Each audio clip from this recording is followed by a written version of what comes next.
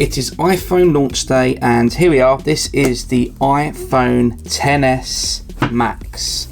This is the 256 gigabyte gold version. I've always wanted a gold phone, but this is the first time they've done a gold phone with a black bezel. I don't know, they say edge-to-edge display, but there's a bezel there.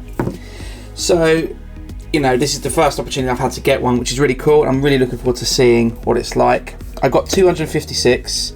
I thought briefly about the 512, and then I did what everyone should do when they're thinking about what storage capacity to buy. And that is to check your usage, go to settings in general and storage or usage or whatever it is, and just make sure that, you know, you're not buying too much, because it's very easy to do. And it turns out that on my iPhone 10, which I had, and that was a 256 gigabyte version, I was not using anywhere near as much as that. So there was no point really, and it saves me quite a lot of money really. So this is an unboxing. I'm determined that this video is not just another unboxing, because every man, woman and their dog are currently filming and uploading unboxing videos. So I'm going to give a few first impressions and a few thoughts about the iPhone, this iPhone, and, you know, some of the controversies that exist, i.e. the USB-A cable. So let's have a look inside, see what we have. There used to be a time when I would need a knife to open it up, but they've done away with that for the last few versions. So we just have this.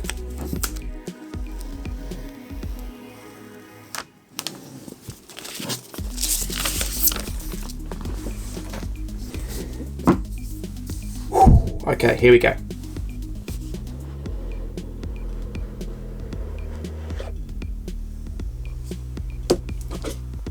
Right, look, you know what's in here. There's instructions, there's the SIM ejection tool, there are stickers. They are the same stickers as every other iPhone, and that's it. I'm not looking at that. Boring. Let's have a look. Oh, yes. Okay.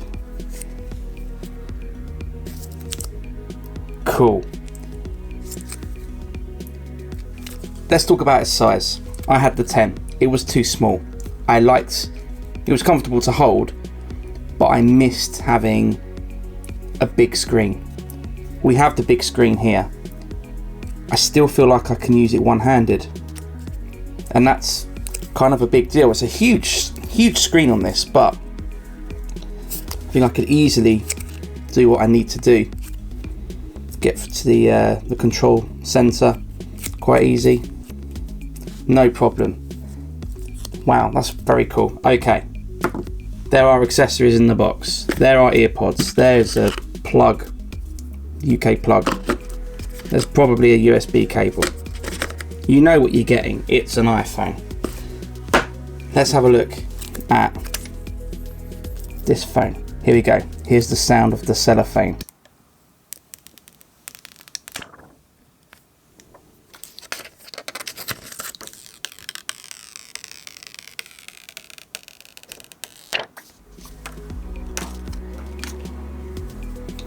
Great, so the gold colour. It's kind of, I mean, it's not gold. It has a slight, well, it's a little bit close to sort of rose gold, but not the current rose gold, obviously, because they'd call it rose gold, but like the old rose gold they used to have. Apple are pretty inconsistent with their colours. The back of it is sort of a little bit pinky, a mixture sort of halfway between white and pink, but it's nice. It's really cool. Very nice looking phone. So what I'm going to do is I'm going to boot this up, and I'm going to do that thing where, well, quite a lot of you should consider doing this when you get a new iPhone. If you don't want to have to re-enter your passwords, if you don't want to lose all your health data, do an encrypted backup on iTunes. I did one last night.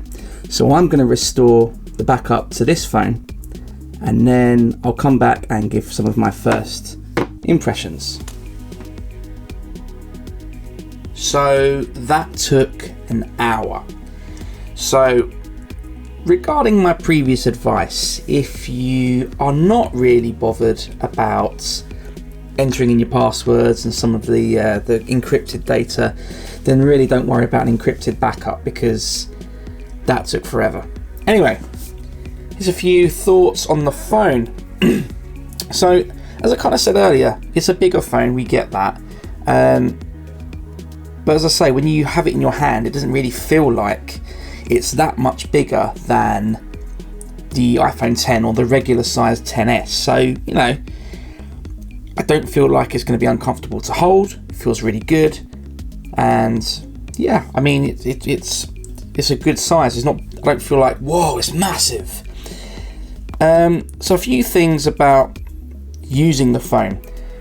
You may remember from the 6S Plus, the 7 Plus, the 8 Plus, you could rotate the screen like this on the home screen. All the icons would turn. That doesn't happen. However, some apps do support, you know, landscape, and web browsing is particularly good for that, really. So, you know, I think that's a really big deal. But actually, what's really nice about the bigger screen is that when you're reading something, when you're looking through messages or reading a book, the text, everything feels a lot bigger, and it certainly feels a lot easier to use if you want a bigger phone like this. So I think that's great. This is a bit weird. So it's sort of a bit asymmetrical in terms of the speaker grill and stuff like that, and there's an antenna band at the bottom and one on this corner. It's all a little bit, I don't know, wonky, but you know, it's going to go in a case, so whatever. So it's currently installing a load of apps. I've tested a few things like Tunnel Bear and Outlook. They all work fine in terms of the scaling. It's all been updated for that. There's no massive graphical issues or anything like that, which is good. And I imagine in the next few days we'll see everything get updated and it will all look great on this phone. And as I said earlier, using the phone with one hand doesn't really feel like it will be a problem. I can get to everything. You just have to move the phone around in your hands, and it's fine. So one-handed use. I don't have massive hands, so I think a lot of people will be really comfortable with using this phone. It's also worth pointing out that you don't get an extra row of icons. The icons may be slightly larger and a little bit more spaced apart, but you're not getting an extra row of icons. So I'm not one of these YouTubers that do a full review of a product a day after, you know, they've bought it or anything like that. So as you can see, loads of stuff still installing. I'm going to use this for a little while before I do a full review. But overall, you know, yeah, if you want a bigger screen, you should definitely consider it. Even if you have the 10, I think, you know, the extra screen space, everything's larger, and I think that's going to make it a lot easier to use. So that's really good. So to finish off, let's talk about the thing that's probably annoyed quite a lot of people aside from the price of the new phone, and that is what you get with it. There's a complaint that many people have, and I think, you know, fairly justified, that they're shipping a phone that doesn't have a USB-C cable. It comes with a USB-A cable, as we can see here, and it doesn't come with a fast charger. And it got me thinking about how Apple can tackle it, because I think they've got really a bit of an accessory problem. You see, lots of people want different things. They want different things to come with their phone. Some people want USB-A, some people want USB-C, some people don't mind the regular charger, some people want the fast charger, some people will use the earpods, many people will just leave them in the box. And so I kind of think there's three categories of people that exist here. The people who want USB-A, the people who want USB-C, and the people who don't want anything. And I think what Apple, I'm probably going to get a lot of hate for this, but I think what Apple should consider doing, hear me out here, is shipping iPhones without any accessories in the box. So I reckon if you just had the phone in the box, you could make the packaging, you know, considerably smaller, which obviously is good for the environment. But what you could do is, during the checkout process, allow people to select what they want or what they don't want. So if people want a USB-A cable, they can select that, and it will come in a separate box, or a USB-C cable, it will come in a separate box that comes with the phone. But a lot of people like me, have all these accessories. And so I've got the last three iPhones, I've got the boxes for them. And they still have the plug-in, they still have the earpods in, and they still have the USB cable in, because I don't have any use for it. So I think there's quite a lot of electronic waste that occurs through insisting on shipping every iPhone with the same accessories. So I do kind of think it would be a good idea if you gave people the choice, and whatever they choose, you put in a separate box. This makes the iPhone box smaller. And then maybe for people who, I don't know, don't want any accessories as part of their payment for the phone, everyone gets charged the same price maybe, but as part of their payment, a small segment goes to a charity, you know, an emergency relief fund, or, you know, Product Red or something like that. Bit of a crazy idea, I suppose, but I don't know, there's something quite frustrating with having all these boxes lying around that are full of USB cables that I'm not going to use. I don't know, let me know what you think in the comments below. I'm going to leave it here. I will come back and do another iPhone video fairly soon, but I'm going to go and apply a screen protector I bought and stick the case on and generally play with the phone and get used to it and see what I think. But that's it for this unboxing and first impressions video of the iPhone XS Max.